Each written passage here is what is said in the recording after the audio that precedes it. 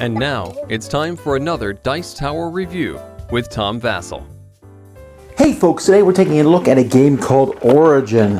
That sounds all very imposing and everything, and it's about the expansion of man across the earth. Well, that again sounds imposing, and the game really isn't. This is a light, abstract style game with some of the coolest pieces you'll ever see. And let's stop wasting time. Let's take a look at those pieces.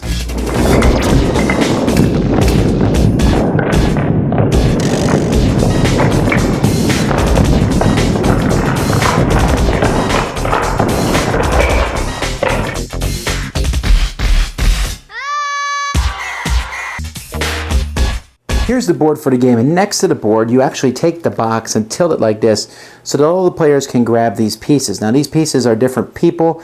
You can see people come in 3 different colors where you have tan, brown, and darker brown.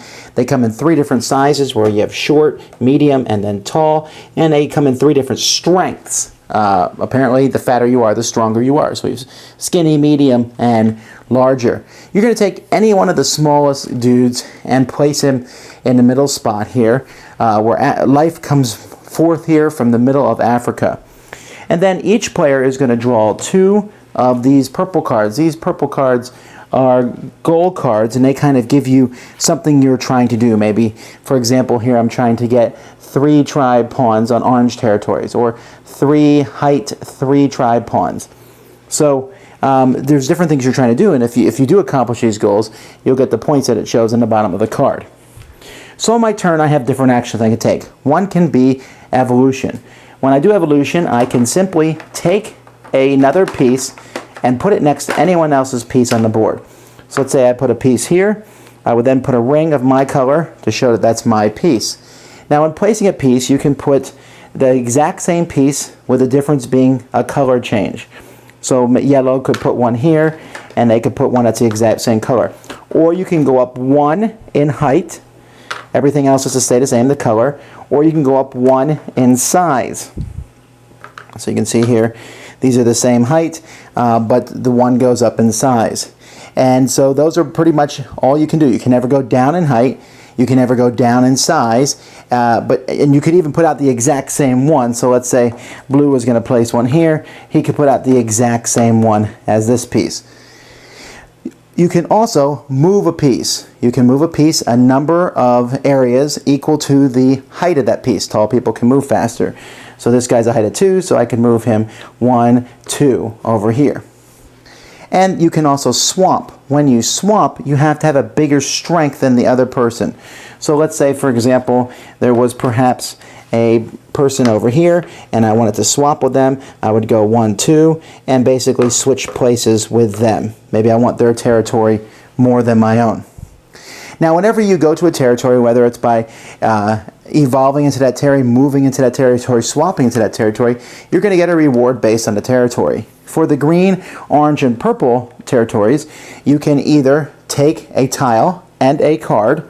And so as the game progresses, there will be different tiles that will be in front of these places. Each of these tiles has different number of swords, which is 1 through 4. And you can take a card and a tile, or you can take the top 3 cards of the deck, pick one of those, and put the other 2 underneath. If you go to a brown territory, you get 2 of these tiles, or you can take any one tile that's underneath the card decks. If you go to a green spot on the board, you will take this tile in front of you, and it's worth 4 to 8 points, which you will keep till the end of the game. If you ever get 2 areas, you control both areas. Let's say you can see here yellow controls both areas. On the side of this straight, you will take the marker that's between that area, and that will score you 3 to 5 points at the end of the game. Now in collecting tiles, each tile is going to be worth 1 point at the end of the game. You can collect tiles that are level 1, and once you have a level 1, then you can put a level 2 on top of that, and then you can put a level 3 on top of that, and then a level 4 on top of that, and etc. You cannot you cannot add, like for example right now I can't put a level 3 because I don't have any level 2s out there. And since they're each worth 1 point, that's very useful. But there are also a couple tiles in the game that are level 5s, and if you manage to get them out, they're worth 5 points. What are the different cards worth?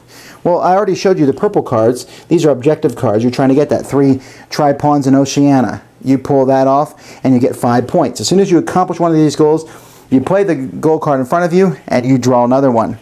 Orange cards are like special effects that you might have. Once you play these in front of you, it's a special ability you have to the end of the game. However, it doesn't work unless you have a tool in front of you that is that type. So you need a level 3 tool in front of you. Here, each card still in your hand at the end of the game will get you an extra point.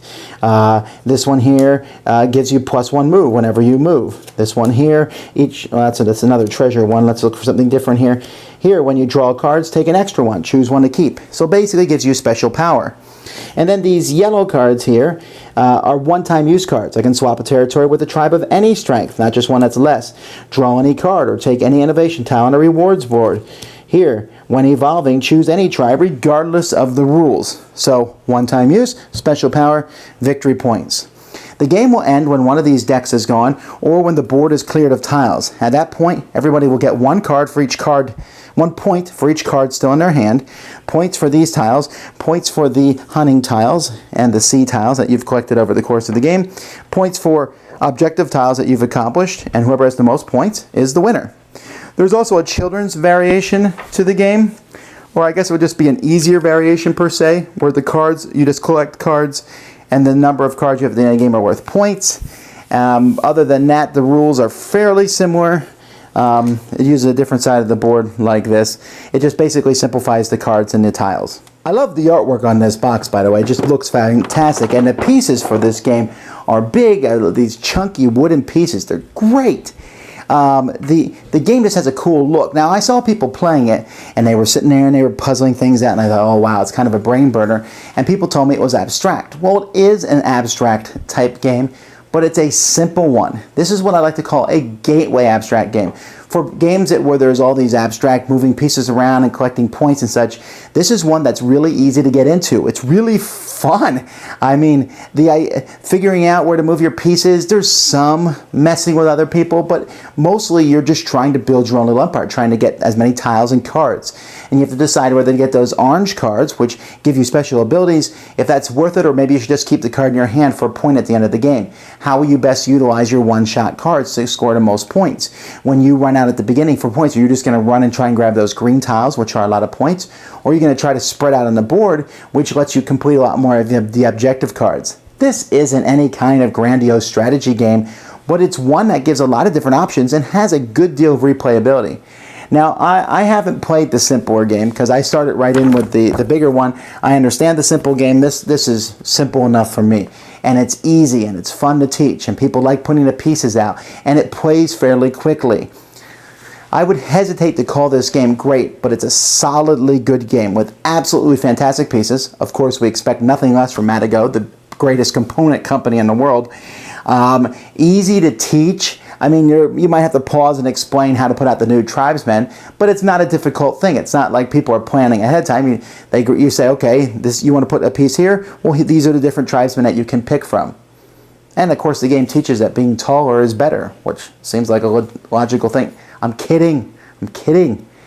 I think it's a cool game, though. I was very impressed by it.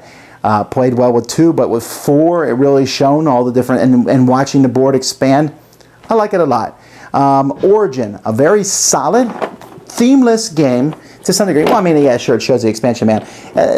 But for the most part, the theme is gone, but still, despite all that, an easy and fun game for people to get into. Thanks so much for watching the Dice Tower videos. Find more great videos and reviews, as well as our top-rated audio podcast at Dicetower.com. You can also find other great shows at Dicetowernetwork.com. I'm Eric Summerer, and you've been watching The Dice Tower. The Dice Tower is sponsored by Cool Stuff Inc., where you can find great games for great prices. Cool stuff in stock. Check them out at CoolStuffInc.com. Shut the door! There? There.